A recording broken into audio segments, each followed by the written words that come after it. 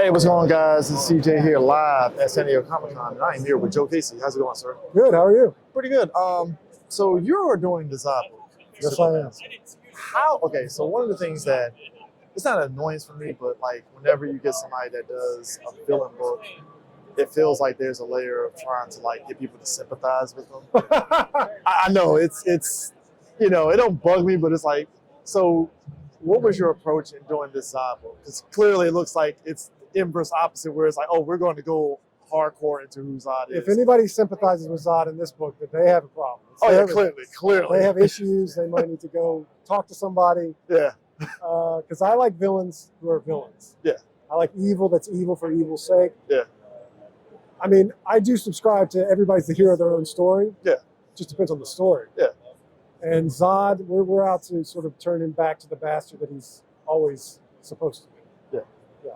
So, I mean, obviously this is like before Krypton blows up and everything, so... No, this is modern. So this is modern. Yeah, okay, yeah. I assumed it was like No, this is Zod right now in the DC universe. Okay, so how do you, I guess, what is sort of like the outline that you have for this book in terms of us really like, I guess you could say rooting for him being the bastard that he is in a way, like... Well, they've kind of made him, I mean, up until this point, those last couple of appearances, he's been kind of a nice guy. Got a family, he's got kids, he's taken over this planet, but it seems kind of benevolent. Yeah. He's invited Superman to visit. And I'm like, that's not my Zod. Yeah, that's not the Zod I want to read about. But it's great because it gives me somewhere to go. Yeah. Because if there's one thing that a guy who is used to being a conquering, king, it's getting everything that you want. Yeah. So our series starts where he's there. He's on the planet. Yeah.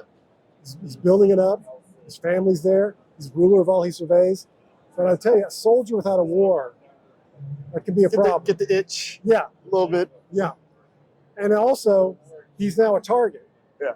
So that plays out too. I mean, he's trying to start basically a new Krypton. Yeah. There are folks who don't want that to happen. Don't want to see that happen. Cool. So how do you kind of weave that in? Obviously, you're going to have that layer of Superman mythology kind of built in. So how do you kind of weave that in there without taking away from it being a Zod book? Well, I mean, to me, it's character first. I mean, it's a science fiction book about a guy who is lost, has to find himself again. That's the core through line. Yeah. Now, in this case, finding himself means he's going to be as evil and savage as he's ever been. Of course. But it's still a character who has to find his true north. Yeah. So we'll put him through some dramatic paces that get you that place. And like, I hope readers are engaged enough to follow the story and not feel bad if they are maybe identifying with Zod too much. I mean, because like you said, every villain, you kind of like, no, I understand his plight. I get it. Like, I don't agree with it, but it's like, I get it. I understand. So, yeah, I kind of figured that book was really kind of going that layer because I was talking to Tom King. He was doing the Penguin book, and I was like, I actually like the Penguin, just the way he's doing it. So when I saw that you were actually doing the Zod book, I was like, my interest is peaked now. I need to really see how this goes. So, I mean, I think likability in a character is overrated. Yeah. You don't have to like a character to want to see what happens next. Oh, yeah. And that's the challenge of a book like this. It's like you want readers hang on the edge of their seat. What's happening in the next issue? Yeah. I got to find out. Not because you like the guy. Yeah. Because the story has sucked you in. Yeah, I mean, that's one of the reasons why I like the Suicide Squad books, because these are villains that, like you say, you don't have to like them, but you are kind of captivated, like, well, where's this going? Like, let me see where this goes. Kind of. Yeah, you don't even have to understand them. Yeah. I mean, at all. But if it's engaging, if it's really gotten you to that place where you're like, I want to know what happens next, then mission accomplished. Do you have any other sort of villain characters that you would like to tackle in DC past Zod? That's a good question. I mean, I've written some bastards in my day. Yeah. Mostly over at Marvel, but with DC, I don't know. When I was writing Superman, like a million years ago, it was when Lex Luthor was the president. Yeah. And I thought it was clever then. I didn't know how prescient it was. Yeah. To have a guy like that in the White House. Yeah. But the idea of it back then was like, whoa, Lex Luthor's president? Like, all right, let's see where this goes. It's like, amazing how future casting we were. Look, forward thinking is very great. I'll take it. But I found that was an interesting dimension to Lex Luthor. Sort of, it's the same idea as Zod. It's giving the guy who wants power, giving him that power, and seeing what he does. Same with Lex. He found the White House a bit of a straitjacket. Yeah, that's probably every president does. Yeah.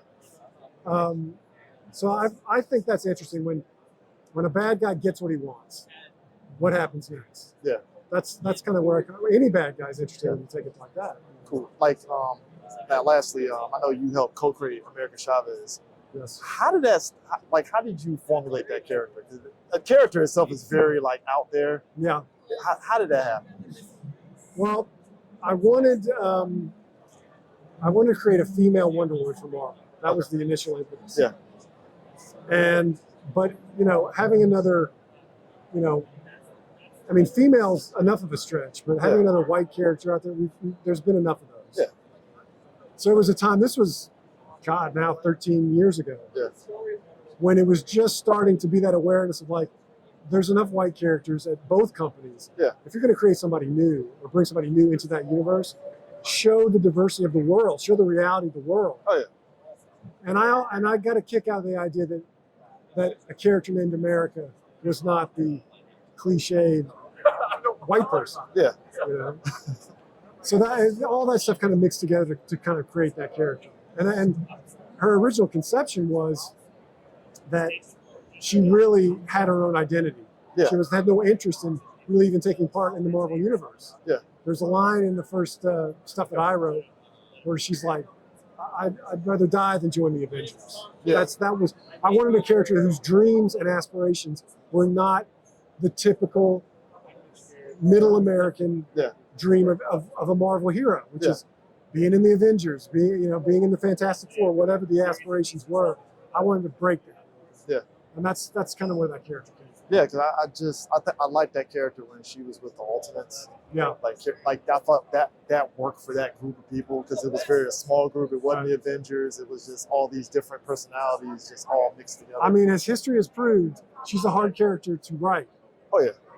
There's been as many misfires as there have been, on target depictions, which it surprises me. I thought I'd set her up pretty straightforward as to what she is, but the last 10 years have been great for diverse characters, but it's been a learning process for writers and artists. It's been a huge learning curve. Yeah. So I think that character still has some life in her, and she'll find her place in the Marvel universe eventually. I always liken it to like Wolverine. We didn't know Wolverine's origin for 40 years. Oh yeah, easily, yeah. And I'm not convinced we should ever know his origin. Yeah, the mystery is always fun. Exactly. It's always fun. I mean, so actually, time back in the Zod, when you're writing that character, did you have a distinct sort of like visual of what you wanted Zod to look like? Because obviously Zod has had very distinct visual styles over the years. So did you have like kind of a vision of what you wanted him to look like as you're going through the process of like writing for the character? Well, we're starting out kind of where he was. Okay. So there's a sort of he's got kind of iconic suit that he's already kind of wearing. But as the series goes on, we may tweak it. We may find something. It's always about trying to find something that's iconic. Yeah. So we may experiment. We may try some different things out. The story will dictate that he'll have different looks and different. And if something sticks, then we'll probably go with that. All right, cool. Well, I appreciate you taking time. Like I said, I saw that you were doing Zod, and I was like, I'm very interested in that. Right. It's always great. So All right, thank you for taking the time to talk to us. Take care, guys, later. Peace out.